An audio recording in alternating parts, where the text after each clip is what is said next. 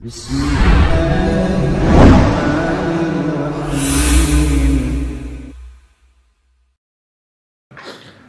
alhamdulillah, wassalatu wassalamu ala ashrafil anbiya wal mursalin wa ala alihi wa sahbihi wa man tabi'ahum bi ihsanin ila yaumiddin, amma ba'd.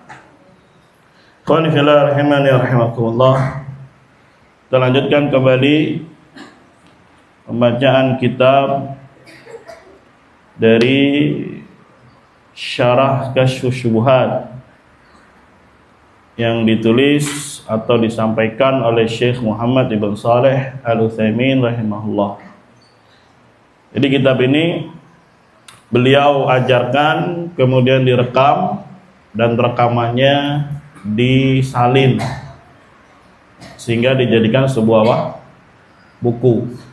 Itu banyak karya-karya beliau ya, dari hasil ta'lim yang direkam, kemudian disalin apa yang beliau katakan, kemudian dijadikan apa?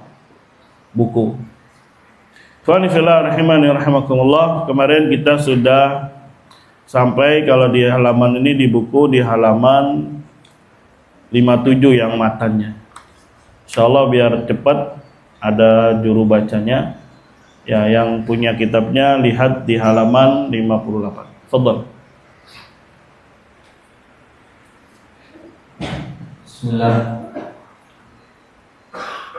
Jika engkau telah mengetahui apa yang telah kami sebutkan kepadamu dengan hati, dan engkau pun telah mengetahui makna syirik kepada Allah yang disebutkan oleh Allah dalam firman-Nya, sungguh Allah tidak akan mengampuni dosa syirik, dan Dia mengampuni segala dosa selain syirik itu bagi siapa yang dikehendakinya.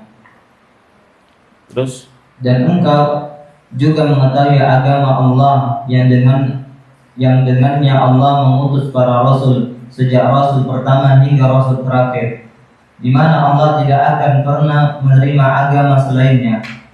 Maka engkau mengetahui kebodohan yang dialami oleh kebanyakan manusia tentang hal ini. Barakallahu. Lihat di sini kata Syekh, jika engkau telah mengetahui apa yang telah kami sebutkan kepadamu dengan hati. Ya, terjemahnya kurang tepat ya, seakan memberikan makna yang kurang puas itu.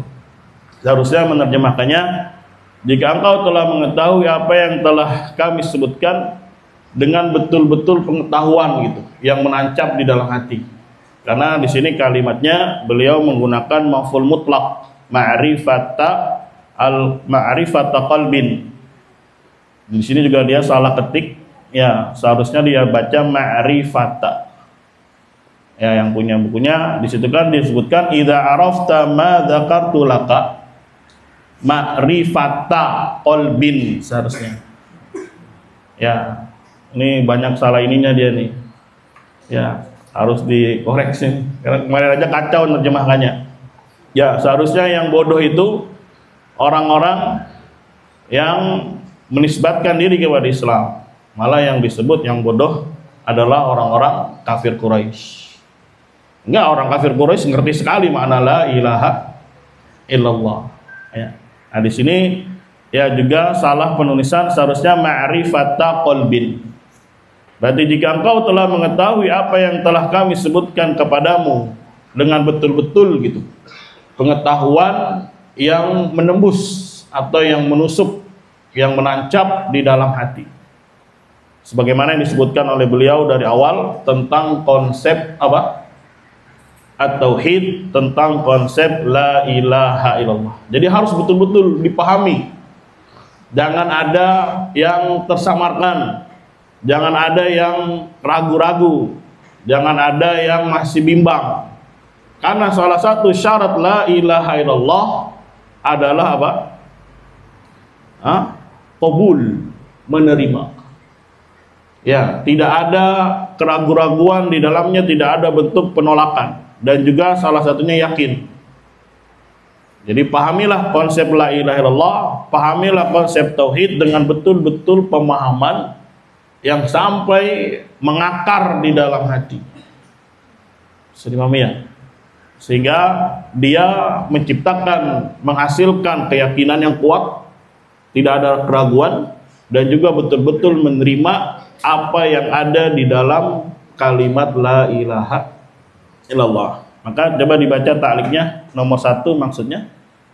Nomor 1 maksudnya engkau mengetahui hakikat kalimat la ilaha illallah, yaitu maknanya tiada sembahan yang berhak diibadahi kecuali Allah. Nah, itu dari sisi artinya. La ma'buda bihaqqin illallah. Tidak ada ilah yang hak untuk disembah kecuali siapa? Allah Subhanahu wa taala.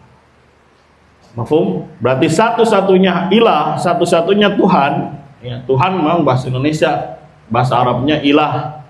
Ya, segala sesuatu yang hati ini mencintainya, mengagungkannya, memuliakannya, tunduk kepadanya, mengharap kepadanya, takut kepadanya, maka sungguh dia telah menjadikan sesuatu tadi adalah apa?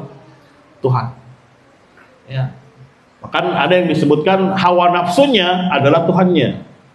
Ya, hartanya adalah Tuhannya. Misalkan ta'isa abdad dinar, ta'isa abdul qamisah, disebut hamba. Kenapa? Karena dia betul-betul mendambatkan hatinya kepada sesuatu tadi. Hartanya takut hilang, ya, pakaiannya, busananya dan seterusnya takut hilang, materinya, jabatannya. Dia berharap sekali sama itu, takut sekali. Berarti dia telah menjadikannya sebagai apa? Tuhan.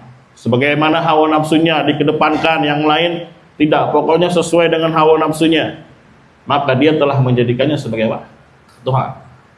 Ya, syaitan dijadikan apa? Tuhan, karena takut kepadanya, berharap minta bantuan kepadanya dan seterusnya. Maka secara global namanya ilah, Tuhan. Dan Tuhan banyak. Makanya ada yang mengartikan tidak ada Tuhan kecuali Allah. Ini tafsir yang rusak. Berarti mananya segala yang ada itu Tuhan-Tuhan, berarti adalah apa? Allah. Kalau artinya tiada Tuhan selain apa? Allah. Kayak lagunya Bang Haji, Oh Maryama, tiada Tuhan selain Allah katanya. Memang betul kalau misalkan diartikan lafaz per lafaz, la ilaha illallah, tidak ada ilah kecuali Allah. Tapi kalau dia mau sedikit aja memahami ilmu nahwu, maka la di situ adalah la nafi lil jins, masuk ke mubtada khobar. Pasti ada mubtadanya, ada khobarnya. Mubtada itu topik utama, khobar itu berita, informasi, isi. Ya. Maka belum lengkap kalimatnya, tidak ada Tuhan. Tuhan yang apa nih?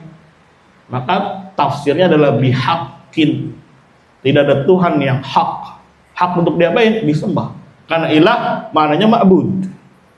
Ya, jadi tidak cukup dia mengartikan tidak ada Tuhan selain apa? Allah. Nanti menunjukkan segala jenis Tuhan adalah Allah. Akhirnya orang bebas mau nyembah apapun, karena pada hakikatnya dia sedang menyembah siapa? Allah. Sehingga muncullah akidah wahdatul wujud, akidah ittihadiyah, akidah hululiyah, yang menyatakan semua alam semesta ini adalah siapa? Perwujudan dari Allah Subhanahu wa taala. Subhanallah amma yusyrikun. Sudah ya? Jadi betul-betul pahami makna la ilaha illallah dengan pemahaman yang betul-betul menancap ke dalam hatinya, menimbulkan, menghasilkan yakin, dan menghasilkan qabul, menerima. Sudah paham ya makna apa dari la ilaha illallah? Itu baru artinya. Kemudian juga pahami di dalamnya ada apa? Rukun. Rukun nafi dan rukun apa? Isbat. Ya, dan jangan dipahami rukun itu adalah sesuatu yang memang harus dihadirkan. Ada jenis rukun yang memang disebut salbiyah. Salbiyah itu harus dibuang. Ya, orang Betawi ada nama mama namanya salbiyah. Artinya salbiyah itu adalah yang dibuang, yang dinafikan, yang ditolak. Mafhum, harus dibuang, nggak boleh masuk dia, nggak boleh ngikut. Tidak boleh apa? Ngikut. Kalau ngikut rusak. Itu pun disebut rukun. Ya, jangan dikira rukun itu harus ada semuanya, tidak. Ya, antum sholat saja ada rukunnya. Ya, rukun yang dihadirkan dan rukun yang diapain? dibuang. Dan memang paling gampang adalah rukun yang dibuang. Kenapa? Karena kita sudah nggak usah capek-capek menghadirkan. Lebih berat yang mana? Isbat. Misalkan rukun sholat apa? Baca Al-Fatihah. Ya, baca apa? Al-Fatihah. Alhamdulillahirabbil alamin. Itu isbat, berarti hadirkan. Tapi ada juga yang rukun yang disebut apa? Nafi. Nggak boleh masuk. Bisa dipahami ya? Misalkan apa? Ucapan manusia di situ nggak boleh masuk. Masa lagi sholat dia baca segala puji bagi Tuhan, bagi Rabb semesta alam, batal sholatnya. Pernah dulu ada di Indonesia, katanya jamaahnya nggak ngerti bahasa Arab. Jadi habis bahasa Arabnya, saya baca apanya? Indonesia. Di Afrika juga ada, ya baca Alhamdulillahirabbil alamin, terus diartikan pakai bahasa apa? Bahasa Kongo atau bahasa apa itu? Apa Nigeria? Jadinya kocak. Sedang ya. Sama azan. Ya isbatnya apa? Hadirkan pakai bahasa apa? Arab. Allahu Akbar, Allahu Akbar. Ya nggak boleh. Ada syarat, ada rukun nafi, nggak boleh masuk. Ya di Turki malah diapain dulu zamannya si Kemal. Ya azan diganti pakai bahasa apa? Turki. Coba kalau di Betawi azannya pakai bahasa apa? Bahasa Betawi. Gimana jadinya? Allah gede banget kan? Jadinya nggak ada ya azan begitu, nggak sah nanti. Bahkan bisa bahaya buat. Ya nanti orang Sunda juga, orang Jawa juga, semuanya kacau nanti. Nah itu disebut rukun, tapi yang nggak boleh masuk. Bisa dipahami ya? Dan ini yang paling mudah, paling mudah. Kenapa? Karena kita tidak perlu lakukan, kita tidak perlu apa capek-capek, cukup tinggalkan saja. Dan minimalnya dalam apa? Hati. Makanya dari sini aku pahami batinnya, belajar mentahqiq itu meneliti, mencermati gitu, mengkritisi. Ketika ada kalimat ketuhanan yang Maha Esa, kira-kira sudah mencukupi makna la ilaha illallah atau belum? Ya, nggak usah antum belajar jadi ustadz gede, jadi profesor, jadi S3 enggak. Yang awam-awam saja. Ya, paham nggak la ilaha illallah, kemudian berani menyamakan la ilaha illallah dengan makna apa? Ketuhanan yang Maha Esa. Kira-kira di situ isbat atau nafi? Coba pikir sejenak. Ada isbatnya atau ada nafinya atau malah nggak ada dua-duanya? Ya, sering kami nggak? Coba nanti dicek di Google apa makna dari ketuhanan yang Maha Esa. Akhirnya menyatakan semua agama itu punya Tuhannya masing-masing yang Maha apa? Maha Esa. Si orang Buddha punya Tuhan juga yang Maha Esa. Siapa Tuhannya orang Buddha? Siapa Raga? Iya, si Buddha. Si Gua Tama, siapa namanya? Nah itulah siapa namanya? Siddhartha. Gua Tama, apa nama? Itu siapanya itu? Dewanya atau Tuhan besarnya? Yang katanya dia dulu di dunia betapa, kemudian ada anjing yang lapar, saya korbankan diri saya. Wah, setelah mati jadi apa? Jadi Tuhan. Kan unik ya. Ya, itu dianggap jadi Tuhannya sebagai apa? Tuhan yang Esa. Orang-orang Kristen juga meyakini Tuhan yang Esa siapa? Isa. Kemudian apalagi Konghucu nggak ada di Indonesia ya? Nggak boleh ya? Atau boleh? Boleh ya? Ya sama Gus Dur diapain? Dilegalkan. Kecuali sekarang yang belum Yahudi. Walaupun banyak juga orang-orangnya, ya ada, eksis dia.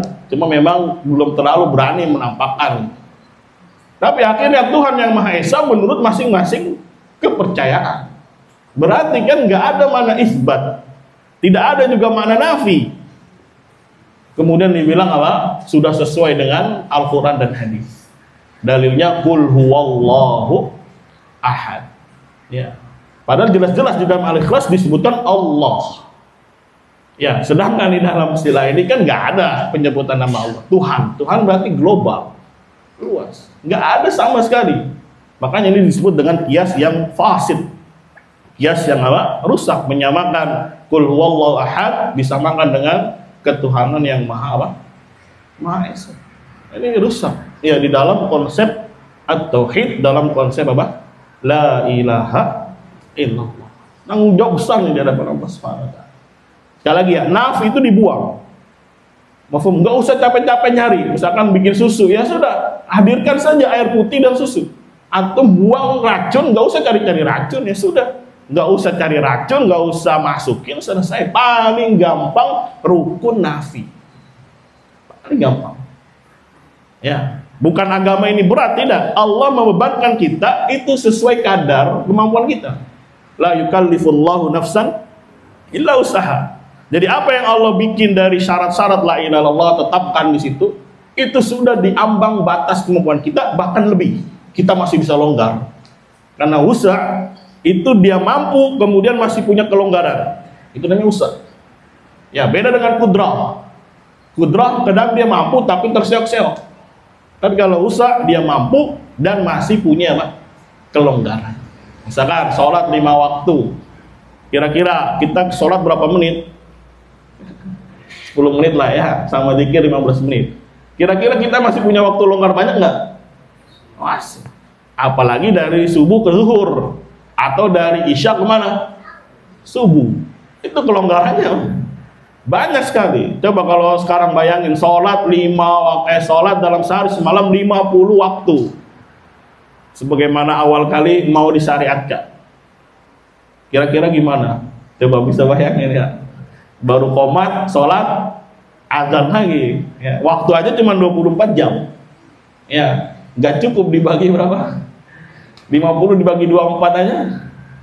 Berapa itu? Ya, mungkin setengah jam sekali dia Pak sholat. Sebagainya ya. Berarti apa yang Allah telah bebankan, syariatkan, tetapkan, itu sudah di batas kemampuan kita, bahkan kita masih punya kelonggaran. Apalagi yang paling minimum, paling rendah, ya nafi. Ya ingkari saja, ya buang saja, selesai.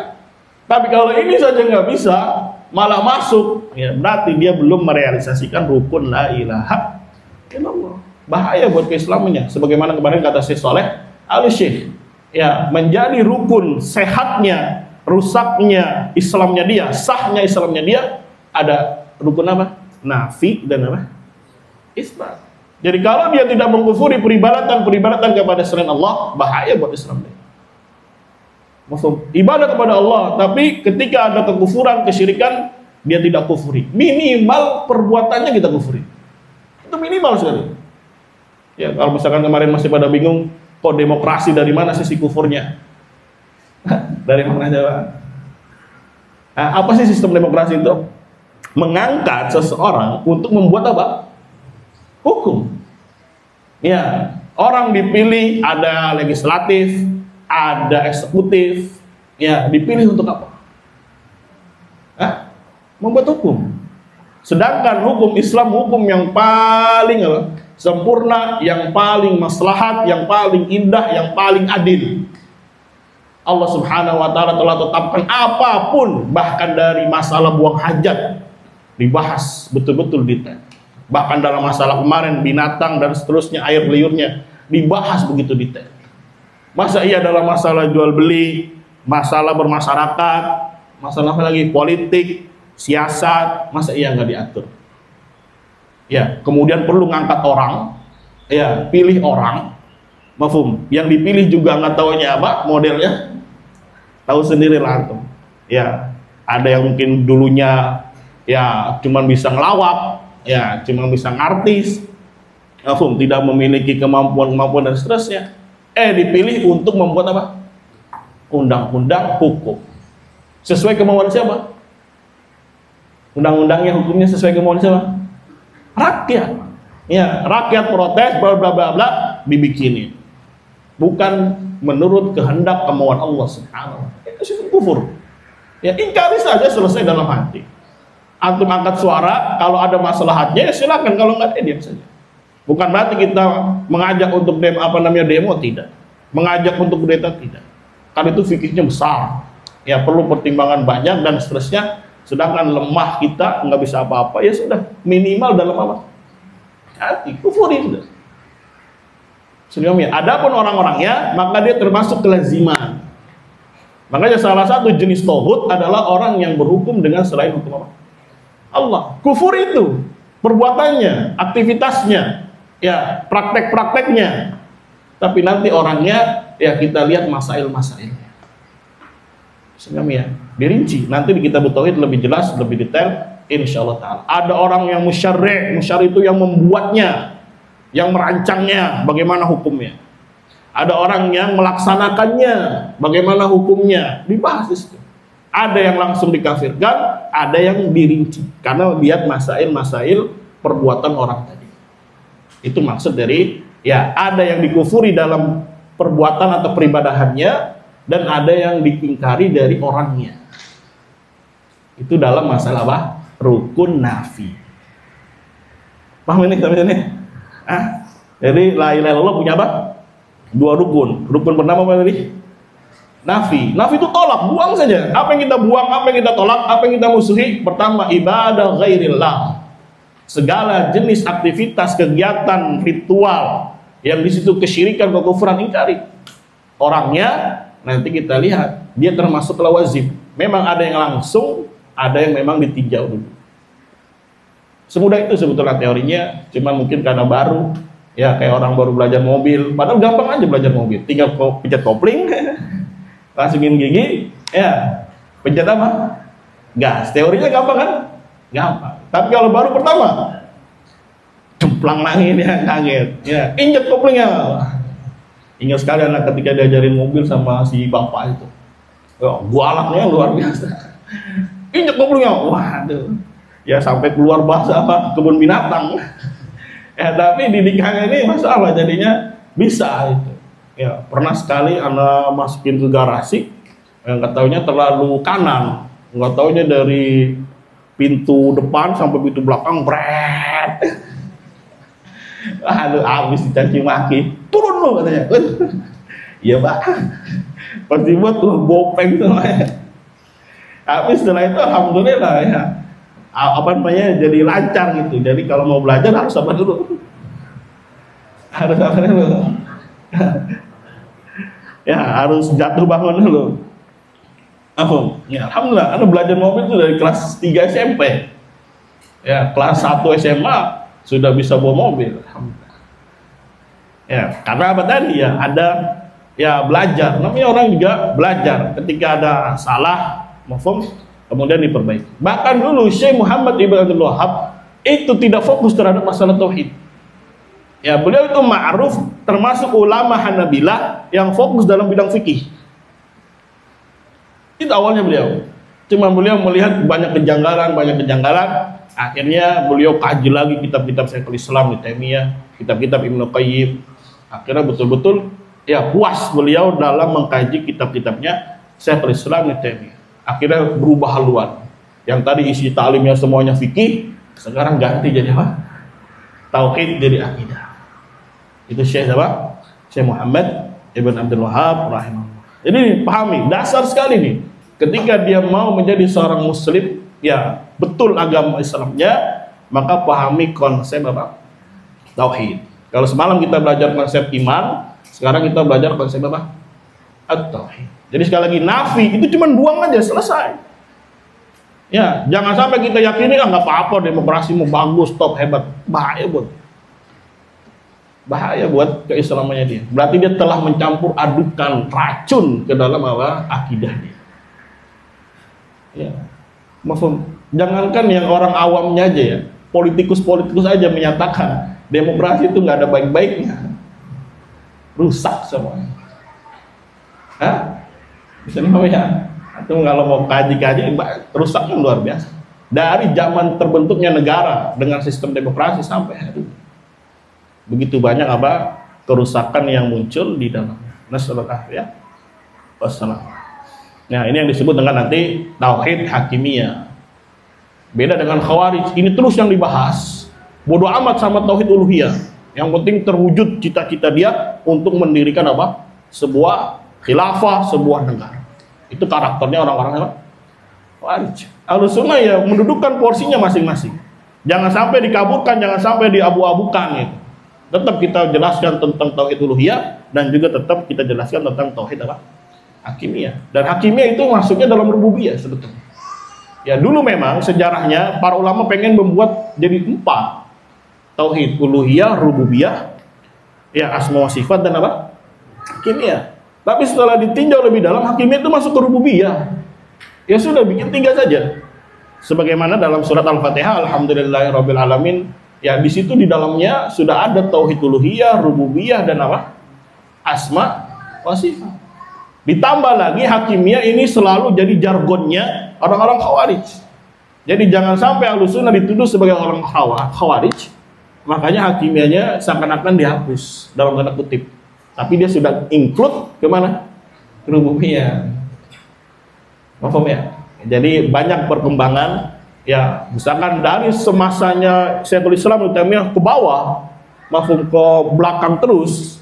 Ya, itu luar biasa para ulama di dalam menjelaskan Asy'ariyah, menjelaskan apalagi Maturidiyah, Jahmiyah. Kalamnya keras-keras, luar biasa. Tapi setelah masanya Syekhul Islam Ibnu Taimiyah ke atas, ternyata banyak tokoh-tokoh agama yang besar namanya, punya karya besar dari kalangan Asy'ariyah. Akhirnya mulai berubah kalimat-kalimatnya demi maslahat, demi menjaga apa? Ya, masalah. Baiklah kalau kita baca kalamnya ulama sebelum masa Syekhul Islam, itu tegas sekali para ulama terhadap kelompok Asy'ariyah dan kelompok siapa? Jahmiyah. Ya, makanya kayak fatwanya Syekh bin Baz saja ketika ditanya tentang Asy'ariyah, ya, beliau menjawabnya diplomatis. Asy'ariyah ya termasuk Ahlus Sunnah selama mencocoki apa yang ada pada Ahlus Sunnah. Ya, cuma dipakai kalam ini oleh orang-orang yang rusak dalam memahami, dianggap Asy'ariyah termasuk apa? Ahlus Sunnah. Tapi kalimat beliau kan Syekh bin Baz ya diplomatis. Ya, dikatakan Ahlus Sunnah, ya apa yang mencocoki sama Ahlus Sunnah. Tapi pada hakikatnya ya mereka bukan Ahlus Sunnah. Wa nafillah rahimani rahimakumullah. Ini yang harus mengakar sekali lagi di dalam hati kita tentang makna la ilaha illallah. Jangan sampai apa? Tercoreng, jangan sampai malah hilang malah. Ya, apa yang harus dikubur? Iblis. Mafhum? Ya, dukun-dukun yang mengetahui ilmu gaib. Ya, peribadatan kepada selain Allah. Orang-orang yang mengajak manusia untuk menyembah selain Allah, ya berhukum dengan hukum Allah, itu termasuk rukus. Ya, pembesar-pembesar taghut yang wajib diingkari. Ya, mafhum? Menjadi syarat atau menjadi rukun pertama. Wa may yakfur bit taghut. Kemudian yang kedua baru wa yu'min billah. Dan yang berat yang mana? Yu'min billah. Karena nanti masuk ke iman. Ada ucapan, ada perbuatan dan seterusnya. Kalau cuma membuang mah gampang. Ya, lebih gampang amin. Membuang. Tapi kalau membuang saja dari awal sudah berat, aduh gimana ceritanya? Mau jadi Islam. Semoga Allah jaga kita, semoga Allah semakin pahamkan kita tentang konsep apa? At-tauhid. Ya. Tapi kalau dibilangnya nggak apa-apa lah itu jahil, akhirnya nggak ada pengingkaran, padahal itu luar biasa dalam bentuk kesyirikan. Malah bisa bahaya buat siapa? Buat kita, khawatir nanti masuk ke dalam pembatal nomor 3. Ya, masuk pembatal nomor apa? Nomor 3. Iya, kita nomor 1 selamat, alhamdulillah, tidak minta kepada selain Allah. Nomor 2 selamat, tidak melakukan tawassul yang syirkiyah. Tapi jangan ya anggap enteng, jangan menganggap biasa, bisa jadi jatuh dalam nomor berapa? Nomor 3.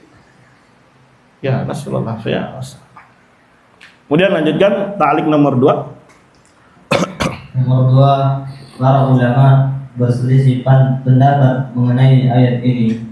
Apakah mencakup setiap bentuk syirik atau yang dimaksud hanyalah syirik akbar? Di antara ulama ada yang mengatakan bahwa ayat ini mencakup segala bentuk syirik, termasuk syirik asghar sekalipun. Seperti bersumpah dengan selain Allah, Allah tidak akan mengampuninya. Sebagian ulama lagi berpendapat bahwa ayat ini khusus berkaitan dengan syirik akbar yang tidak akan diampuni oleh Allah Subhanahu wa ta'ala. Di dalam surat An-Nisa, innallaha la yaghfiru ay yushraka bih wa yaghfiru ma duna dzalika liman yasha. Para ulama silang pendapat syirik di sini syirik apa? Ada yang bilang syirik kecil, ada yang bilang apa? Syirik besar. Ada yang bilang semua syirik masuk besar. Maka yang rajih Allah alam dia adalah syirik semuanya jenis. Karena kataan yusyraka. Ya, ketika diubah jadi masdar isyrakan, konsepnya nafi, negatif. Innallaha la yaghfiru. Tidak akan mengampuni segala macam bentuk apa? Kesyirikan. Baik yang besar maupun yang kecil. Tidak diampuni kapan? Kalau mati dalam keadaan membawa dosa ini. Nasallallahu alaihi wasallam. Tapi kalau dia sudah bertobat, Allah Maha menerima apa? Atau ini bahaya namanya. Ya. Membiarkan orang begitu saja, ya nggak apa-apalah begini kan tidak punya rasa tanggung jawab, berarti tidak memiliki rasa ya kasihan kepada umat. Tentunya ketika berdakwah ya sesuaikan saja dengan kemampuannya dia. Pelan-pelan Allah akan naikkan level dia, ya insyaallah. Nah, ini sudah kita bahas sebetulnya di dalam kitab Tauhid kemarin, bahwasanya ada dua atau ada silang pendapat di sana. Yang rajih wallahu alam semua jenis syirik masuk di sana tidak akan diampuni. Bahkan syirik kecil. Misalkan dia mati dalam keadaan membawa dosa syirik kecil itu riya, maka nanti dia yaumul kiamat tidak akan diampuni oleh Allah. Berarti harus diapain dulu? Disiksa. Bedanya kalau syirik kecil tidak akan kekal di dalam neraka. Itu bedanya. Tapi sama-sama tidak akan diampuni oleh Allah. Ini pendapat yang lebih kuat. Wallahu a'lam bishawab. Ada pendapat yang lain, kalau syirik kecil tahta masyiatillah, di bawah kehendaknya Allah. Kalau Allah mau, Allah akan apain? Ampuni. Kalau Allah mau, Allah akan azab. Tapi semuanya bahaya. Kan kita nggak tahu apakah Allah akan ampuni kita. Nggak tahu. Ya, sekarang yang kita tahu, Allah kabarkan kepada kita, Allah tidak akan mengampuni dosa syirik. Ya sudah, kita kerjakan ya perintah Allah Subhanahu wa taala. Jangan melakukan kesyirikan, baik yang besar maupun yang kecil. Lanjut, Syekhul Islam Ibnu Taimiyah. Syekhul Islam Ibnu Taimiyah sendiri berubah-ubah pandangan. Sesekali berpandangan dengan pendapat pertama, namun sesekali berpandangan dengan pendapat kedua. Lanjut. Apapun keadaannya, kita wajib waspada terhadap syirik secara mutlak, sebab keumuman ayat itu memungkinkan untuk dimaknai bahwa syirik asghar masuk di dalamnya. Ya. Firman Allah yang berbunyi ayyushraka bihi, kataan dan kalimat sesudah yang merupakan ta'wil dari isim masdar yang bentuk konkretnya adalah isyrakan bihi, merupakan bentuk nakirah dalam konteks penafian yang menunjukkan keumuman. Nah, intinya kalau di dalam ilmu nahwu ada yang namanya an masdariyah, di depannya fi'il mudhari'. Maka harus diganti jadi masdar. Asyraka yusyriku isyrakan. Jadi an yusyrika, atau tadi ayatnya an yusyraka diganti jadi isyrakan. Nah, isyrakan ini nakirah namanya, bertanwin. Konteksnya negatif, maka memberikan faedah umum. Segala jenis kesyirikan tidak akan diampuni oleh Allah kalau mati dalam keadaan apa? Belum bertobat. Lanjut, yang ketiga. Yang ketiga yaitu beribadah hanya kepada Allah. Ini sebagaimana firman Allah, "Wa ma arsalna min qablika min rasulin illa nuhiya ilaihi annahu la ilaha illa ana fa'buduni." Kami tidak mengutus seorang rasul pun sebelum engkau Muhammad, melainkan kami wahyukan kepadanya bahwasannya tiada sembahan yang berhak disembah selain aku, maka sembahlah aku. Ini maksudnya beliau, inilah inti dakwah para rasul, mengajarkan manusia untuk mentauhidkan Allah, untuk mengajak mereka beribadah, mengikhlaskan ibadah hanya untuk satu Tuhan, yaitu siapa? Allah. Sejak zamannya siapa? Nuh alaihi salam sampai Nabi kita Muhammad, sampai hari ini yang para ulama berdakwah sesuai dengan apa yang dibawa oleh Nabi Muhammad sallallahu alaihi wasallam. Makanya kemarin ayatnya kita baca, qul hadhihi sabili ad'u ilallah ala basiratin ana wa manittaba'ani. Aku, yaitu Nabi Muhammad dan orang-orang yang mengikuti beliau. Jadi kalau pengen mengikuti beliau, ikuti juga thariqah dakwahnya beliau, terutama dalam masalah at-tauhid. Ya, jadi antum bisa punya barometer gitu, menilai kapan seorang dai dikatakan dai tauhid, dai ahlus sunnah, kalau memang dakwahnya sebagaimana yang diemban oleh para anbiya. Ya, lihat, bukan hanya Nabi Muhammad, tapi para siapa? Para anbiya. Bangga nggak itu? Harusnya bangga. Harusnya senang, harusnya bahagia. Bukankah kita doa, ihdinas siratal mustaqim? Apa tafsirnya? Jalannya orang-orang yang Allah berikan nikmat, para syuhada, para anbiya. Kan kita mohon kepada Allah supaya kita ikut jalannya siapa? Anbiya. Satu rel, walaupun kita di belakang jauh, tapi yang penting masih satu apa? Satu rel. Anggaplah kita merangkak, tapi masih satu apa? Satu rel. Ketimbang ngebut cepet tapi beda apa? Beda rel. Bisa jadi di ujungnya malah apa? Jurang, nyemplung, jatuh, bahaya buat dia. Ya, ini bisa jadi apa yang kita baca dalam surat Al-Fatihah itu Allah kabulkan. Ihdinas siratal mustaqim. Jadi harus bangga, harus bahagia, harus senang ketika dia berdakwah sebagaimana para anbiya. Ingat, para anbiya, bukan hanya Nabi kita Muhammad SAW. Betul, Nabi kita Nabi Muhammad, tapi semua cara dakwahnya, ya apa yang mereka bawa, ya yang mereka dakwahkan sama semuanya. Makanya disebutkan oleh disebutkan juga dalam hadis, ya para anbiya itu saudara sebapak atau saudara seibu, saudara sebapak. Maksudnya apa? Bapaknya satu, tapi beda apa? Ibu. Bapaknya satu, maksudnya ajarannya sama, tauhid. Sedangkan ibunya beda, apanya? Syariatnya, kewajibannya, seperti sholat kah? Ya, orang-orang Yahudi, orang Nasrani juga sholat. Ya, seperti Yahudi, sholatnya 3 waktu dia. Yahudi sholatnya berapa kali? 3 waktu, enak ya? Berarti kalau ada yang ngaku Islam, sholatnya cuma 3 waktu. Maghrib, ada ya orang ya ngaku Islam, tapi sholatnya ketahuannya cuma apa? Maghrib, Isya. Ya, subuh kemana? Nggak tahu, udah molor. Zuhur sibuk kerja, asar kesorehan, ya maghrib aja dah. Ya, soalnya banyak. Ya, waktunya pas ini. Ya, Yahudi sholatnya cuma apa? 3 waktu. Mahfum? Dan sholatnya di mana dia? Di masjid sholatnya. Di masjid dia. Yang di Indonesia ini, ya karena dia tidak boleh mendirikan sinagog. Mahfum? Ya, akhirnya dia sholatnya di mana? Di masjid. Paling belakang dia. Ya, kenapa dia sholat di gereja? Karena di dalam Yahudi nggak boleh ada gambar-gambar, nggak boleh Tuhan itu dibentuk-bentuk, baik dengan apa namanya patung, pahatan atau dengan lukisan. Sedangkan di gereja kata dia banyak-banyak. Ada Bunda Maria, ya ada patung apa? Ya Yesus disalib, ya ada gambar-gambar, nggak boleh. Makanya orang Yahudi kan benci sekali sama orang apa? Nasoro, karena menurut mereka keluar dari apa? Ajarannya orang-orang Yahudi. Padahal Injil yang mereka pakai itu kan gabungan antara Taurat dengan apa? Injil. Ya, atau bisa lihat mungkin yang di podcastnya si Don Ditan itu, yang dia ngundang orang siapa? Yahudi. Ya, bahkan anaknya sekolah di sekolah sunnah itu. Ya, sunnah atau yang berhaluan PKS gitu. Karena di negeri ditolak, swasta ditolak. Tapi ketika dia gabung sama orang-orang PKS pergerakan, nggak apa-apa, masuk. Ya, tapi masuknya nanti dia jam berapa? Jam 10, karena ada cara baca Al-Quran dan sholat duha. Jadi si anaknya kan nggak sholat. Ya, dia belajarnya nanti kalau udah jam 10. Ada di Depok sana. Ya, jadi sholatnya ke masjid ya. Sholatnya kemana? Ke masjid. Cuman berapa waktu? 3 waktu saja. Itu kan beda syariat. Tapi sebetulnya intinya pelajarannya ya akidahnya, tauhidnya itu sama.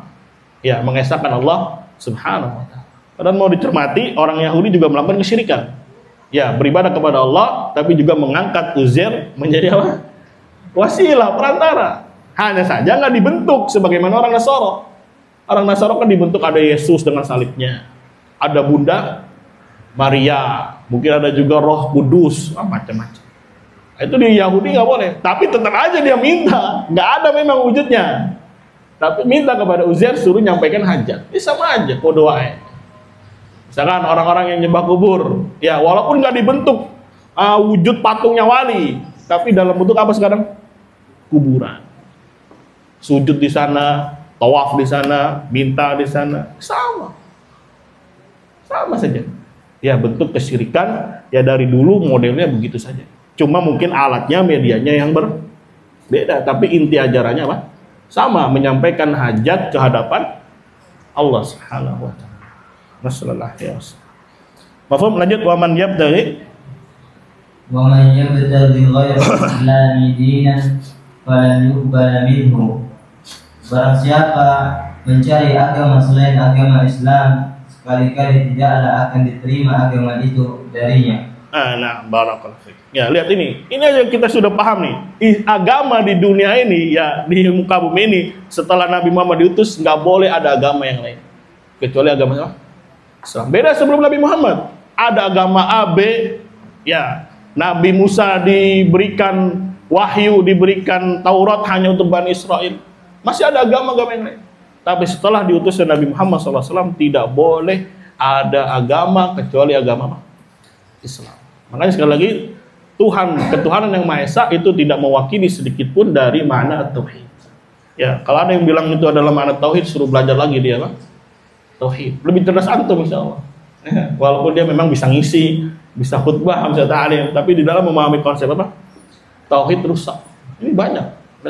Ya, makanya nanti disebutkan, ya ada seorang satu ahli tauhid tapi awam, itu bisa mengalahkan apa?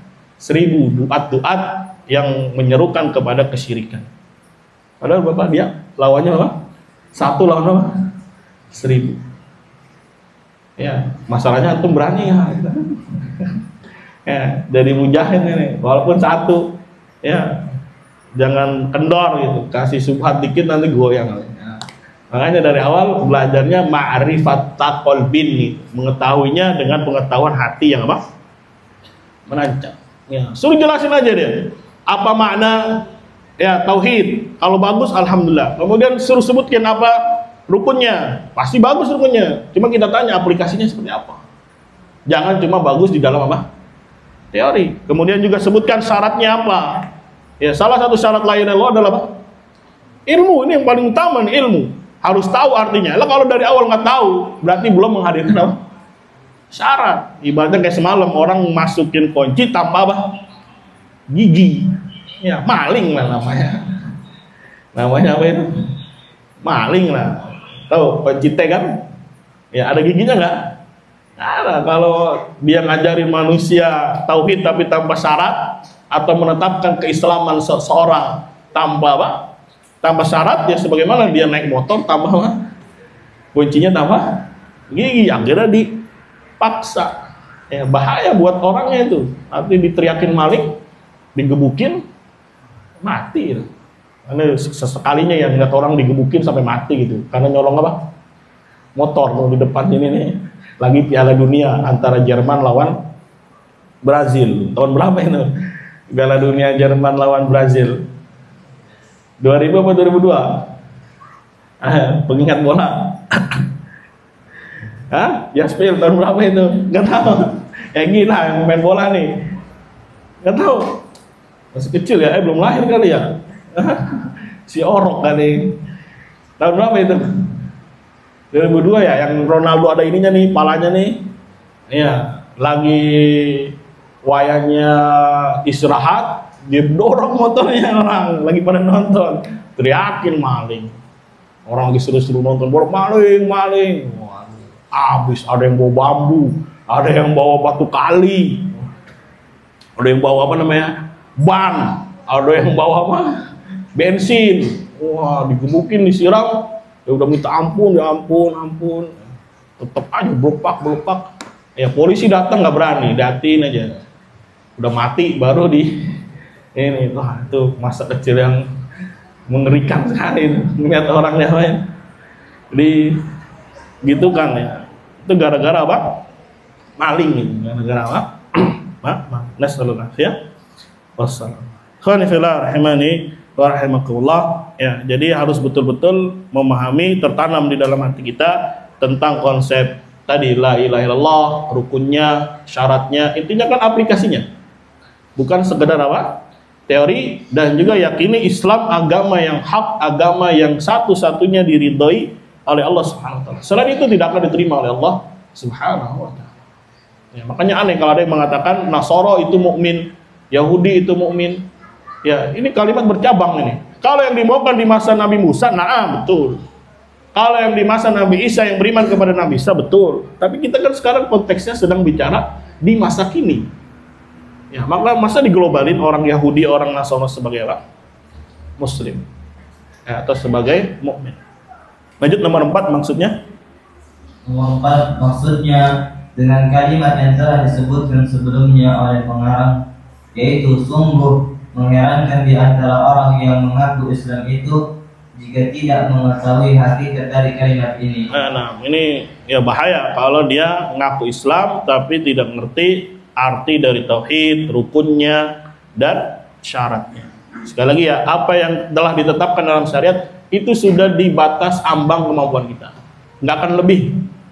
Ya, tidak akan apa? Lebih. Karena Allah sendiri yang katakan, Allah yang berjanji, la yukallifullahu nafsan illa wus'aha. Jadi nggak ada yang berat. Makanya disebut din Islam itu din yusr, din yang apa? Mudah, yang di situ tidak ada masyaqqah di dalamnya. Pun kalau ada masyaqqah, Allah berikan keringanan. Misalkan dia ditangkap, dipaksa gitu. Kalau nggak dibunuh, ya maka boleh dia walaupun berucap ya selama hatinya masih apa? Iman. Tapi kan orang yang seperti jarang kondisinya. Ya, misalkan tuh ditangkap gitu. Ayo katakan begini, wah kekufuran. Kalau enggak saya main. Saya dor. Antum pilih mana? Di dor Anda. Ya. Saya berucap kufur tapi hatinya apa? Tenang. Ayo coba kalau kondisinya seperti itu. Hah? Kalau antum kayak Imam Ahmad, masya Allah, nggak apa-apa lah saya mati juga. Ya orang hidup juga nanti mati kan gitu. Ya. Tapi kalau ada yang mempertimbangkan anak saya masih kecil, masih nyusu, ya. Anak banyak 12, waduh. Ya, akhirnya apa? Ucapin aja lah, nggak apa-apa. Khawatir anak saya nanti terbengkalai dan selesai. Sama kayak kasusnya Ashabul Ukhdud. Ya semua orang udah dicemplungin itu ke wajan-wajan itu, digoreng. Ya. Terus giliran ada satu ibu mau diapain? Mau dicemplungin tapi anaknya diginiin. Nih, ayo nih, pilih yang mana nih? Ya, anaknya nih saya bunuh nih, Mas. Nggak taunya anaknya bisa ngomong. Padahal masih kecil, anaknya masih bayi. Ya jangan khawatir ya ibu, kurang lebih seperti itu. Ya tetap beriman kepada Allah Subhanahu wa taala. Ya, Allah berikan apa? Pertolongan. Akhirnya ya mati HP-nya, nggak apa-apa deh. Ya, akhirnya apa? Ibu itu tetap digoreng. Ya, tapi kan kayak kondisi begini kan jarang. Nggak tiap hari, nggak tiap tahun, nggak tiap saat. Ya, kebanyakan masa-masanya dah kemudahan. Wallahu a'lam bishawab. Lanjut. Afadaka atau langsung diartikan? Artinya Allah telah memberikan kepadamu 2 faedah. Pertama, kegembiraan karena karunia dan rahmat Allah. Sebagaimana firman Allah, katakanlah dengan karunia dan rahmat Allah hendaklah mereka bergembira. Karunia dan rahmat Allah itu lebih baik daripada apa yang mereka kumpulkan. Terus juga memberikan faedah kepadamu berupa rasa takut yang besar. Nah, ini setelah kita mengetahui tauhid dengan betul-betul pengetahuan yang menancap, maka akan memberimu 2 manfaat. Nih, seharusnya fa'ilnya bukan Allah di sini. Betul, secara fa'il hakikat adalah Allah. Tapi konteks kalimatnya, kalau kita ngerti konsep tauhid dengan benar-benar pengetahuan, maka gitu akan memberimu 2 manfaat. Nah, di sini dia nerjemahkannya Allah telah memberikan kepadamu. Padahal fa'ilnya, pelakunya kalau secara nahwu itu bukan Allah di situ. Tapi huwa kembali ke ya ke orang yang berusaha mengetahui gitu. Sudah ya? Apa? Ya, khair insyaallah. Ini yang nerjemahnya harus belajar di Maida dulu ini. Ajar nahwu dulu nih. Ya. Jadi ketika dia betul-betul mengetahui manfaat atau betul-betul hakikat tauhid, dakwanya para anbiya dan seterusnya, maka ini akan memberikan dia 2 manfaat. Lanjut dulu nomor 1, pernyataan. 1. Pernyataan, artinya Allah memberikan kepadamu merupakan jawaban dari pernyataan sebelumnya. Jika engkau telah mengetahui apa yang telah kami sebutkan kepadamu dengan hati. Nah, itu jawaban sebetulnya. Misalkan kalau kamu makan maka kamu kenyang. Nah, jadi memberikan dua manfaat itu sebetulnya jawaban. Kalau kamu mengetahui apa yang kami sebutkan dengan pengetahuan yang betul-betul menancap dalam hati, maka akan memberimu dua apa? Dua faedah, dua benefit, gitu, dua keuntungan. Maka keliru kalau dia terjemahkan di situ failnya, pelakunya adalah Allah. Ya, kan di sini sendiri saya aja menjelaskan, ya kalau dia mengetahui tauhid begini-begini, maka akan mendapatkan dua apa? Dua benefit. Lanjut yang pertama atau yang kedua hal ini? Hal itu terwujud melalui dua aspek. Pertama, Allah telah membukakan pemahaman kepadamu sehingga engkau dapat mengetahui hakikat dari kalimat yang agung ini, yaitu la ilaha illallah. Ini karunia agung dari rahmat. Ini karunia agung dan rahmat dari Allah. Perasaan gembira terhadap hal seperti ini merupakan bagian dari sikap yang diperintahkan oleh Allah. Dalilnya ayat yang disebutkan oleh pengarang sendiri, yaitu firman Allah, katakanlah, dengan karunia dan rahmat Allah hendaklah mereka bergembira. Karunia dan rahmat Allah itu lebih baik daripada apa yang mereka kumpulkan. Ini ya dua benefit. Yang pertama, dia harus gembira, senang, bahagia. Ya, mendapatkan rahmat, keutamaan Allah. Ini semua taufik dari Allah Subhanahu wa taala sehingga kita bisa betul-betul memahami konsep apa tadi? La ilaha illallah, artinya, rukunnya, dan juga apa? Syaratnya, kandungannya, konsekuensinya, lawazimnya. Ini nikmat. Ya, nikmat dari Allah Subhanahu wa taala, bahkan ini lebih baik dari apa yang kita kumpulkan. Dia mengumpulkan harta, rumah, jabatan, itu masih kalah semuanya ketimbang apa? Dia betul-betul mengetahui kalimat yang agung ini yang besar. Nikmat dari Allah Subhanahu wa taala. Ya, taufik dari Allah Subhanahu wa taala wajib dijaga. Ya, wajib dia disyukuri. Kami ya. Jadi ini nikmat, sekali lagi nikmat terbesar. Ya, karena nikmat itu kan dua, ada nikmat zahir, nikmat apa? Batin. Ya.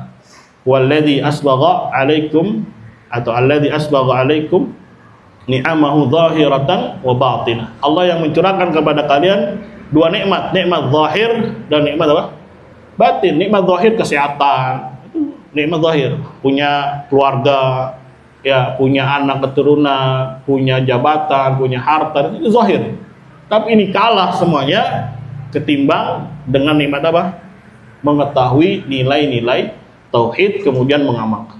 Wajib kita bersyukur ini. Ya, ajak keluarga, ajak istri, pelan-pelan diedukasi. Ya, sebagaimana kita menerima hidayah itu nggak langsung instan. Begitu juga ketika kita berdakwah, pelan-pelan. Ya, sehari, 2 hari, 3 hari. Ya, dulu ingat sekali ketika kenal dakwah itu, ya gimana nih orang tua saya berantem terus saya sama orang tuanya. Ya gimana? Ya udah, katanya dakwain aja terus. Ya kalau enggak kasih buku. Mana mau baca buku lagi nih?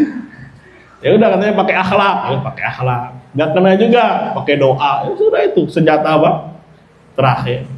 Ini sudah tidak dikasih tahu dengan alasan bodoh, nggak didakwahi, nggak didoain dan seterusnya. Gimana kita mau mengharapkan hidayah kepada orang tersebut?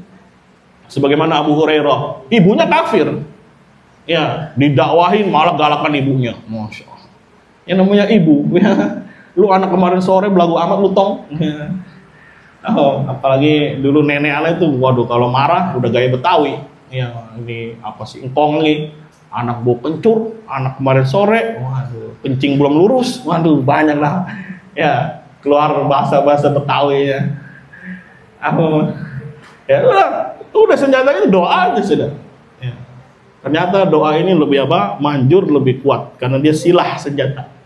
Ya, anak modok, ya orang tua alhamdulillah pelan-pelan mengenal apa? Mengenal dakwah dan seterusnya. Mufhum? Jadi harus ada nilai-nilai dakwah. Selain kita bahagia, gembira atas nikmat ini, maka kita tularkan juga nikmat tersebut. Minimal keluarga terdekat aja dulu. Minimal apa? Keluarga terdekat. Mufhum? Jadi harus apa? Ya, kata Allah di sini, "Qul bi fadlillahi wa bi rahmatihi fabidzalika falyafrahu." Maka dengan hal tersebut bergembiralah, berbahagialah. Ya, karena itu lebih baik dari apa yang kalian atau mereka kumpul. Nikmat dari Allah Subhanahu wa taala di mana manusia betul-betul banyak melakukan kekufuran dan kesyirikan. Bahkan kata Nabi Muhammad, ya antum kalian nanti mafhum ahli tauhid dibandingkan dengan manusia seluruhnya seperti satu bulu putih yang ada di bulu hitam pada ya sapi atau kerbau. Kan sapinya hitam nih. Ada cuma berapa? Satu. Itulah ahli tauhid nanti di akhir zaman. Bahkan disebutkan harta yang paling baik, yang paling berharga buat itu ya kambing, ya buah-buahan, dia uzlah. Uzlah itu cari tempat menyendiri, menghabiskan hidup di sana. Itu menjadi apa? Ya masa-masa terindah dia. Ya kalau sudah posisinya betul-betul kacau, posisinya betul-betul rusak, orang tidak lagi ngerti nilai-nilai apa? At-tauhid. Enak dia tinggal di pinggiran kali, ya miara ayam. Ya namanya nanam sayur sampai akhir hayat ya menutup mata dia. Itu nikmat dari Allah Subhanahu wa taala. Lanjut yang kedua, kegembiraan hamba atas nikmat ilmu dan ibadah yang dianugerahkan oleh Allah merupakan hal yang terpuji. Hal ini juga disebutkan dalam hadis, "Lis-shaimi farhatani, farhatun inda fitrihi wa farhatun inda liqa'i rabbih." Orang berpuasa mempunyai dua kegembiraan, gembira ketika berbuka dan gembira ketika berjumpa dengan Rabb-Nya. Ini dikiaskan oleh Syekh Utsaimin rahimahullah, kegembiraan kita tentang tauhid harusnya seperti orang yang duk apa ya? Dengar apa? Beduk maghrib. Ya. Biasanya maghrib nggak pernah dicari, tapi giliran bulan Ramadan, mana ini si maghrib? Ya, yang biasanya nggak pernah ngeliat jam, mau maghrib, ini apa? Ngeliat jam terus, berapa menit lagi sih? Nanya mulu. Ya, ada yang bilang, no di Papua udah maghrib. Ya, kemana? Papua. Ya, lihat udah duk, Allahu Akbar, Allahu Akbar. Wah, minum seteguk aja udah rasanya, masya Allah. Ya, seperti itu kiasnya dari Syekh Utsaimin ketika dia tahu tauhid, kemudian juga mengamalkan ilmunya, mendakwahkan ilmunya, maka seperti kebahagiaan apa? Orang yang sedang apa? Berbuka. Ya, apalagi sudah beli apa? Cendol, beli apa lagi? Hah? Gorengan, wah, bakwan kacang, apa nih? Ya? Apalagi Hiro kalau buka puasa? Gorengan, wah ini makanan favorit sudah nih, nggak bisa ketinggalan. Apa lagi? Sirup ya, es, wah, buah, masya Allah. Kalau orang Betawi itu kalau buka puasa nggak makan lagi, nggak makan yang kecil-kecil lagi, udah langsung satu piring. Ya betul apa di sini doang. Ya, bapaknya tuh kalau lagi buka puasa udah nggak minum-minum lagi, udah langsung aja makan besar, saking amanya katanya, laparnya, saking senangnya ngeliat ngeliat nasi, makan aja langsung ya. Nah, itu seperti itu seharusnya kebahagiaan kita ketika betul-betul Allah berikan kita hidayah terhadap Islam, betul-betul mengenal tauhid, ya mengamalkan ilmunya dan mendakwahkannya. Dan kebahagiaan yang kedua nanti ketika bertemu dengan Allah, Allah ridha kepada dia.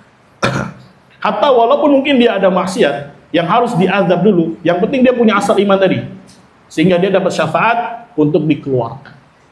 Ya, jadi hadis syafaat semalam itu ya ada asal iman yang tidak tercampur dengan kesyirikan. Tapi kalau sudah tercampur dengan kesyirikan, nggak ada lagi ampun. Innallaha la yaghfiru ayyushraka bih. Jadi ada asal iman walaupun rusak. Juga bahagia. Ya, bahkan ketika dia dikasih surga, padahal dia penghuni terakhir, seakan-akan inilah ya surga yang paling nikmat. Padahal masih ada surga di atas lagi. Ya, bahagia sekali dia. Mafhum? Ya, padahal dia masuk surga menjadi penduduk terakhir. Tapi surga buat dia sepandang mata memandang buat dia surga. Itu yang paling rendah. Ya, selama tidak tercampur dengan apa? Syirik gitu. Nah, makanya perlu ilmui kan. Apa yang harus kita ingkari, harus tahu. Apa yang harus kita lakukan, isbat dari ibadah-ibadah, harus tahu. Ya, makanya pelan-pelan kita kaji, kita bertauhid, ya, dan juga tentang konsep iman supaya kita tahu dan amalkan. Sehingga jadilah orang yang berbahagia seperti orang yang berbuka apa? Puasa. Pokoknya orang buka puasa, masya Allah lah, ya barokah besar. Alam aja kayaknya nih situasi kondisi kayak mendukung gitu kan. Ya, tenang suasananya. Beda kalau sudah selesai Ramadan, kayaknya ya heningnya tuh beda. Ya, kondisinya, situasinya Pak, berbeda. Karena memang betul-betul Allah berikan keberkahan di situ. Lanjut, maksudnya takut terhadap kejadian sebagaimana yang telah menimpa orang-orang yang tidak memahami makna la ilaha illallah serta bahaya besar berkaitan hal itu. Nah, ini benefit yang kedua. Benefit yang pertama, dia harus berbahagia, bersyukur, senang, riang, gembira. Ya, sebagaimana ayam lepas dari kandang, sebagaimana anak ayam dilepasin dari kandang. Wah, masya Allah. Kabur dia senang hati. Dan yang kedua faedahnya apa? Benefitnya harus ada rasa takut. Jangan sampai malah kita ya seperti orang-orang terdahulu yang diazab oleh Allah gara-gara kesyirikan. Ya, jadi ada dua benefit, menghasilkan roja, berharap, kesenangan di sana. Ya, kemudian al-khauf, takut. Ya, jangan sampai malah dia termasuk orang yang menyekutukan Allah Subhanahu wa taala. Ini minimal yang harus dia pahami ketika belajar tauhid. Ada dua benefit yang muncul di dalam jiwanya, di dalam dirinya. Ya, kalau ini nggak muncul, ya bisa dipertanyakan apa yang dia pelajari dari at-tauhid. Wallahu a'lam bishawab. Mungkin ini yang bisa disampaikan.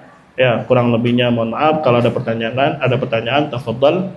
Barakallahu fikum. Ya. Ya. Nama?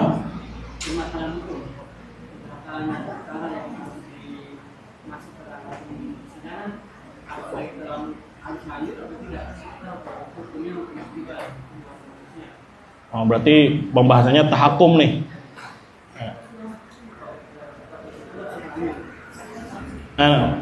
Ya. Nanti ada bab tahkim. Tahkim itu menjadikan hukum selain Al-Quran. Itu babnya tahkim.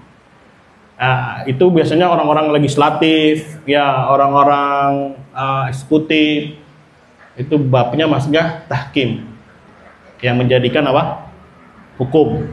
Undang-undang, Pancasila dan seterusnya, itu babnya tahkim. Nah, warga, masyarakat ada babnya namanya tahakum. Tahakum itu mengambil hukum. Ya, mengambil apa? Hukum. Mafhum? Ya. Disebutkan di sana memang para ulama, ya kita bahas dari ulama Najd, ya. Kalau memang ya itu adalah perkara yang darurat, ketika dia berhukum dengannya, dia bisa dapat haknya.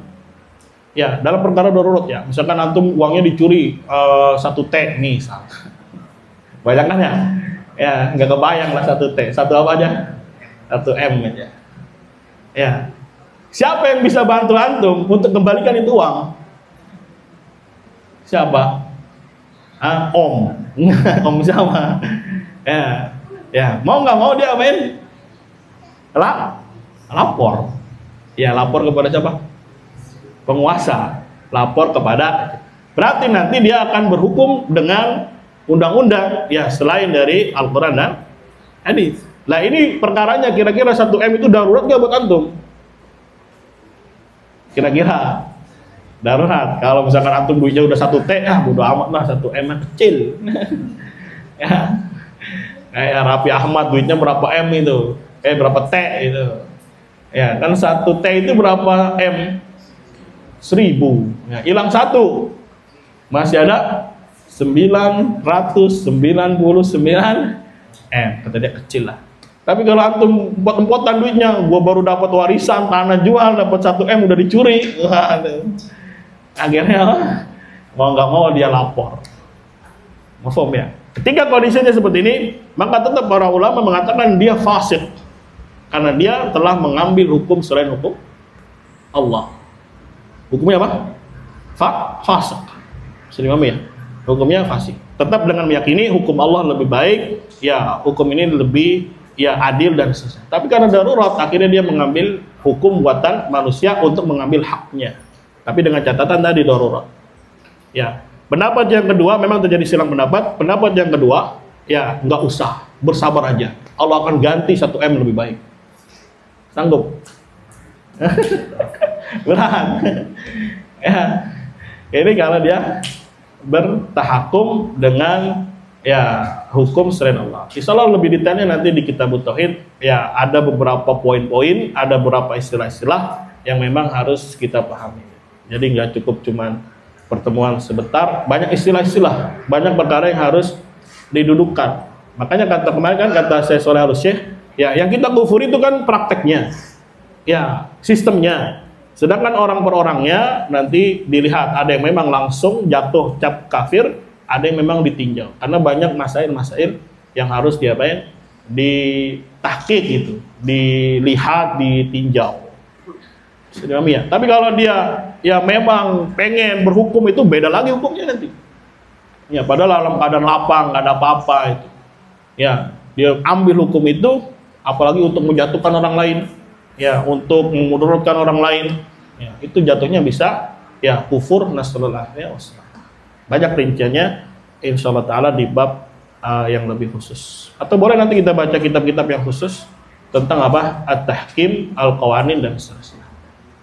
Wallahu a'lam. Ada lagi yang lain?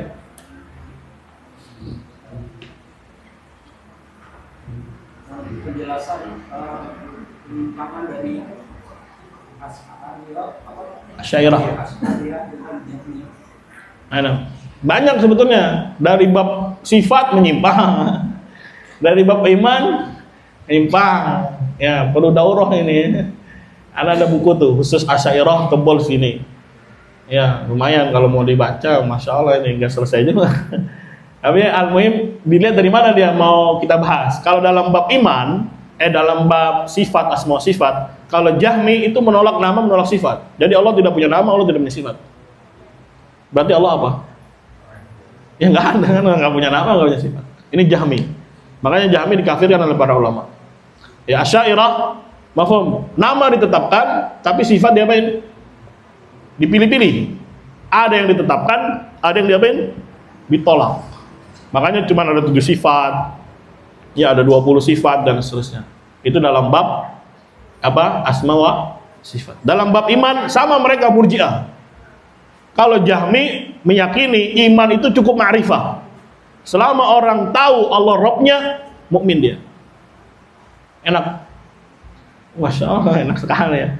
Misalkan ada orang lagi lewat, tahu nggak Allah adalah Rabb kita? Tahu, alhamdulillah. Anta muslim, kamilul iman, dakhalal jannah.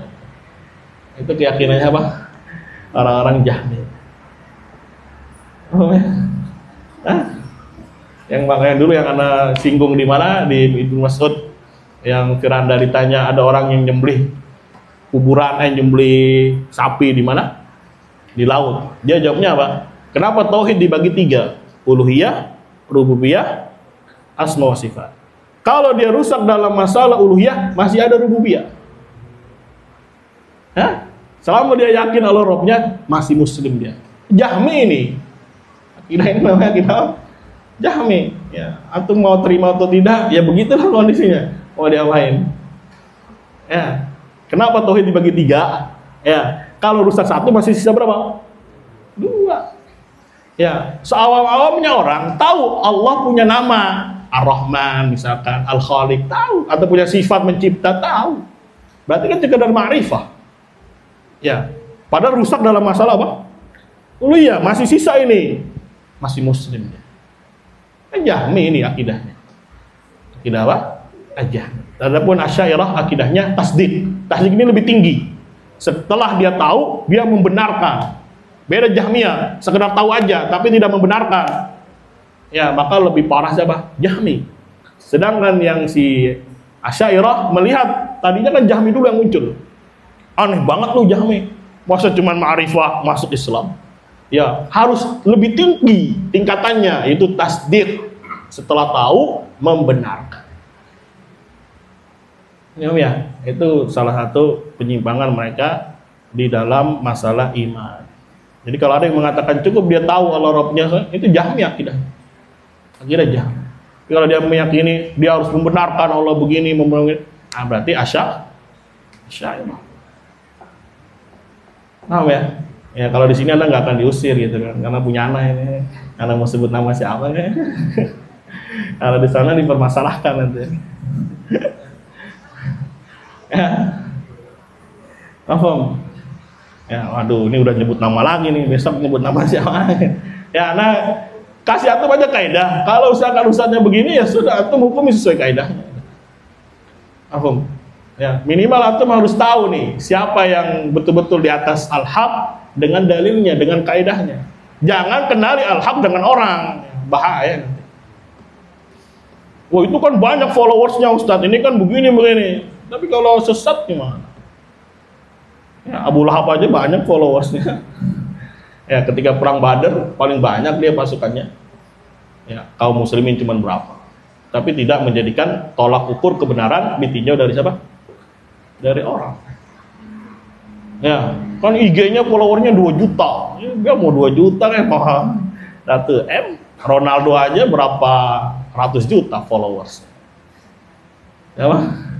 Ronaldo. Ya, makanya kalau dia masuk Islam masalah tuh, kayaknya banyak pengikutnya tuh. Entah masuk Islam, entah pergi.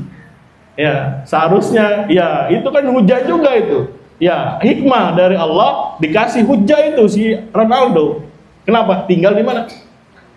Di Saudi. Dia sudah bisa bilang assalamualaikum. Ya, udah lagi penalti dia doang ini. Ya, kalau menurut Jahmi, menurut orang-orang Murji'ah, Muslim itu Ronaldo. Ya, Muslim itu kalau menurut mereka. Tapi kan nggak gitu konsepnya. Ya, lagi penalti dia. Ya kan, ada inanya. Ya, lagi datang latihan assalamualaikum katanya. Kalau menurut Jahmi dia sudah kenal, berarti Muslimnya. Ya, kan nggak gitu konsep iman. Ya, sekarang masalahnya itu, ya kita bukan tidak berani untuk mengkafirkan.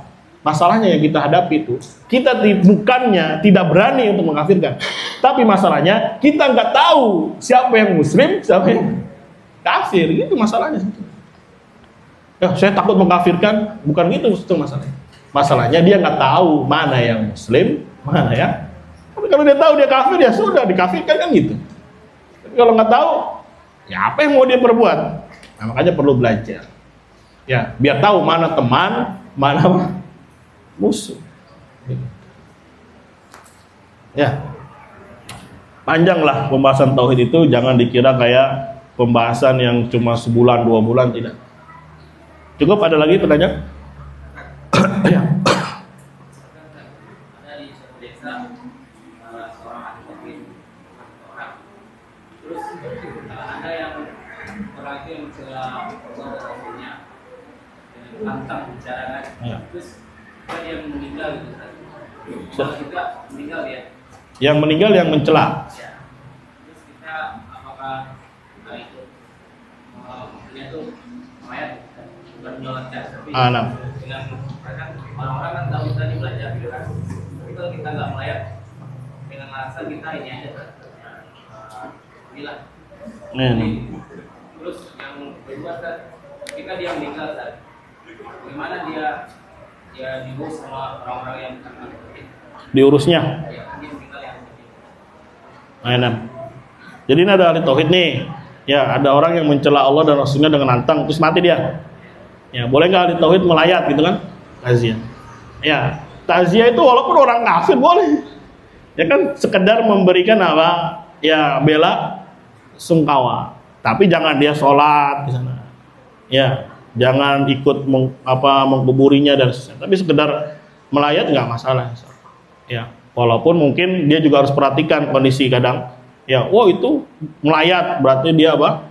Bisa mendukung dia. Ya udah melayat aja, nanti kalau sholat nggak usah datang gitu. Ya, ada sikap kita pertama memberikan ya kepada hak keluarganya, kemudian ketika ada momen sholat nggak usah datang. Ya, itu juga dipandang masyarakat oleh mata manusia, berarti dia punya sikap gitu. Ya bahkan di Jawa aja tuh, di kampungnya istri, ada orang yang nggak pernah sholat sama sekali, mati dia. Masya Allah, warganya nggak ada yang mau ngurusin, nggak ada yang mau nyolatin. Ya, katanya nggak pernah sholat itu orang. Padahal rumahnya di samping masjid, nggak pernah sholat. Akhirnya omnya istri yang ngafanin dan seterusnya. Yang lain nggak ada yang mau. Ya, itu kan ada sikap apa namanya, tegas, mafhumnya. Terus kalau ahli tauhidnya ini apa? Meninggal, terus tidak yang diurusin, ya nggak masalah kalau cuma diurusin ya, bahkan menjadi fardu kifayah di sana. Ya kan ngurusin apa ini? Mari mandiin, ngafanin, ya udah kuburin selesai. Nggak mesti harus yang ahli tauhid. Kalau ada ahli tauhid lebih bagus. Ya, karena kan babnya itu mengurus kan, bukan dalam rangka ada apa namanya peribadahan yang khusus kan, tidak. Yang dia sifatnya fardu apa? Fardu kifayah. Karena salah satu kenapa dikubur kan untuk menghindari apanya? Bau busuk. Salah satu hikmahnya kenapa dikubur. Ya udah, selama dia diprosesi seperti itu, ya insyaallah taala tidak mengapa. Wallahu a'lam bishawab. Cukup ya. Bagaimana sholat di belakang orang yang ketika dikasih tahu bahwasanya menyembelih kepada selain Allah itu adalah kesyirikan, tapi dia menjawab akan tetapi hal tersebut mendapatkan pemasukan dari para wisatawan. Bagaimana hukum sholat di belakang orang tersebut? Ini bukan pertanyaan titipan ya. Katanya ada yang mau nitip nanya ini. Sholat di belakang orang-orang yang apa? Misalkan tidak mengkafirkan perbuatan apa? Syirik. Ya. Nanti pas di pembatal ketiga itu kan ada yang ragu bahkan membenarkan kesyirikan. Nanti ditinjau. Kalau syiriknya syirik atau kufurnya kafirnya itu asli Yahudi dan apa? Nasara. Dia tidak kafir kan bahaya, dia jatuh nomor 3 dia. Jatuh nomor apa? 3. Misalkan dia bilang Nasara enggak kafir kok. Muslim dia, mukmin, bahaya dia. Bahkan dia jadi apa? Jadi kafir. Sudah ya? Nah, tapi ada modelnya, dia Islam, menisbatkan diri kepada Islam, tapi melakukan apa? Kesyirikan. Ada datang si B, Budi, apa Joko, ya tidak mengkafirkan ini. Ya. Padahal dia harusnya apa? Di dalam bab penamaan dia adalah kafir. Nah, si Budi jadi imam gitu kan maksudnya? Ya, Budi jadi imam. Boleh nggak kita sholat apa? Di belakangnya dia. Ini paham ini ya? Ini bukan Budi aja nih ya, banyak ya. Ini contoh aja misalnya. Ya, Budi jadi apa? Jadi imam. Sekarang kita bahas statusnya Budi dulu. Ya, apakah dia masih muslim atau tidak? Ya. Mafhum. Memang ada yang langsung mengkafirkan Budi. Tapi yang dipilih atau yang diarahkan oleh lajnah, kita pegang dalilnya para ulama besar. Mafhum ya. Tidak boleh dikafirkan si Budi sampai kita kasih tahu dalil-dalilnya akan kafirnya orang yang melakukan kesyirikan tadi. Makanya nanti ranahnya menjadi istihadiyah. Apakah misalkan Pugu sudah ngasih dia dalil atau belum, atau Egi sudah belum. Bisa jadi menurut Egi dia sudah jatuh dalam kekufuran karena dia sudah sampaikan. Tapi menurut Pugu belum. Kenapa? Karena apa? Saya belum sampaikan kepada dia. Kecuali Pugu sikoh sama siapa? Egi. Jadi Pugu berdalil dengan penelitiannya siapa? Egi. Tapi kalau dia belum tahu, belum apa, nggak boleh langsung kafirkan si Budi. Tapi untuk mewanti-wanti dia, ya karena dia melakukan gini, ya fatwa banyak menegaskan jangan sholat di belakang dia. Sebagai bentuk apa? Ya baroah kita kepada dia. Bahaya atau bahaya nih? Ya, ngeri nih. Kasusnya gini aja nih. Ini ada maling nih, nyuri motor. Ya, berarti yang nyuri misalkan namanya si Joko. Maka Joko kita katakan apa? Maling kan? Datang Budi. Ya, kata si Budi, Joko bukan maling. Wah, kira-kira antum yang menonton peristiwa itu akan ada kesan apa? Bahwasanya si Budi temannya siapa? Joko. Tapi kan nggak boleh langsung cap si Budi temannya siapa? Si Joko. Tapi yang malingnya yang asli siapa? Joko. Si Budinya karena dia bilang si Joko bukan apa? Maling. Waduh, jangan-jangan ente sekongkol kan itu. Tapi nggak boleh sampai betul-betul dipastikan kan gitu. Kalau sudah dipastikan dia ngeyel, wah berarti apa dia? Teman. Ini jadi pembatal nomor berapa? Nomor 3. Masalahnya.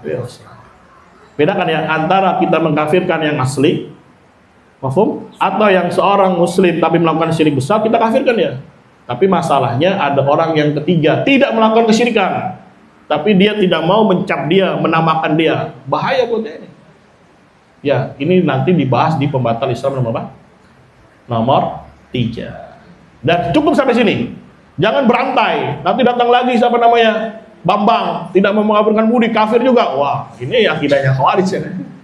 Datang lagi orang ketiga, sama lagi namanya Udin, tidak mengkafirkan si Bambang, berantai semuanya.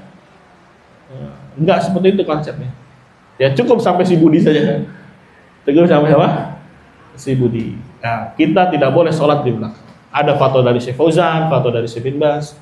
Ya semoga Allah merahmati mereka dan menjaga Syekh Fauzan. Gimana ya? Ngeri nggak ini? Gimana? Ya, antum dapat dia, ya udah, antum sholat sendiri aja sudah. Misalkan antum tahu nih, orang ini tidak mau mengkafirkan pelaku dosa, pelaku syirik besar. Jadi imam, ya mendingan melipir aja sudah, sholat sendiri. Ya, walaupun ada yang berfatwa, mafhum sholatnya niatnya sendiri, tapi nanti bikin fitnah. Ya, saya sholat jamaah, tapi niatnya sendiri, malah bikin fitnah. Ya, bahkan ada yang berpendapat, udah bikin aja di rumahnya sama keluarganya. Dia sholat berjamaah bersama siapa? Sama keluarga. Makanya aneh kalau sudah belajar tauhid, tapi dalam masalah sholat masih apa? Bergampang-gampang. Padahal dia sah dan tidak sahnya sholatnya itu.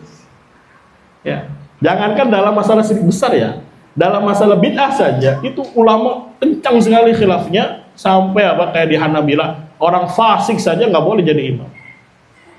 Sah atau tidak sholatnya silang pendapat luar biasa. Ahlul bidah lagi juga nggak boleh sholat di belakang. Apalagi ini ahlu apa? Ada syirik. Ya kalau ditanya kenapa orang-orang NU nggak mau sholat di sini, ayo kira-kira apa jawabannya? Karena orang NU nganggap kita sebagai apa? Ya syirik ahlul bidah. Ya kan memang diajari di fikih-fikih begitu. Bab imamah. Makanya dia nggak mau sholat di sini. Nanti nggak sah sholat saya. Antum yang sudah belajar sunnah ngaji, gampang aja sholat di belakang dukun. Astagfirullah. Ya, ditanya tuh ada ustadz, gimana sholat di belakang dukun? Ya, dia jawab dukun belum tentu kafir semua. Waduh, gimana? Ini lagi ngomongin dukun, dukun yang minta ke jin ya, bukan dukun urut, bukan dukun beranak, tidak. Tapi dukun yang memang minta bantuan sama jin. Ya, dianggap tidak apa? Tidak kafir. Berarti masih sah sholat di belakang. Sekali lagi, ini karena konsep iman yang keliru. Jadi orang kafir hanya dalam masalah apa? Hati gitu. Dia minta kepada jin nggak masalah. Makanya kadang di NU ada namanya jin hitam dan jin apa? Putih. Ya. Kalau jin putih ngapain? Bantu nggak apa-apa. Nanti bikin praktek urut, misalkan bikin praktek ini. Tapi yang bahaya itu jin apa? Hitam, yang pakai apa namanya pernak-pernik itu, yang gelap-gelap, yang sampai diapain itu. Ini sama aja, minta bantuan sama siapa? Jin. Ya, dan jin tidak akan bantu kalau kita serahkan ibadah kepada dia. Itu karakternya jin. Nggak akan dia minta apa, nggak akan bantu kita kecuali kalau kita kasih dia apa? Sesembahan. Ya, menyembelih ayam cemani itu ayam cemani, ayam hitam. Ya, atau dia minta rokok, ya. Oh ya, kadang ada sejaya tuh isinya rokok. Ya. Mafhum, ya kadang dikasih rokoknya sampur ambil nggak mau dia, maunya di Samsu. Waduh, ini jinnya keren amat ini, tahu rokok yang bagus ya ini. Ya, insyaallah. Ya nanti lebih detail di pembatal Islam. Pelan-pelan juga nanti beberapa kitab selesai, nanti kita kaji lagi seperti Nawaqidul Islam. Insyaallah taala. Cukup ya. Kita akhiri subhanakallahumma wa bihamdika asyhadu an la ilaha illa anta astaghfiruka wa atubu ilaik. Assalamualaikum warahmatullahi wabarakatuh.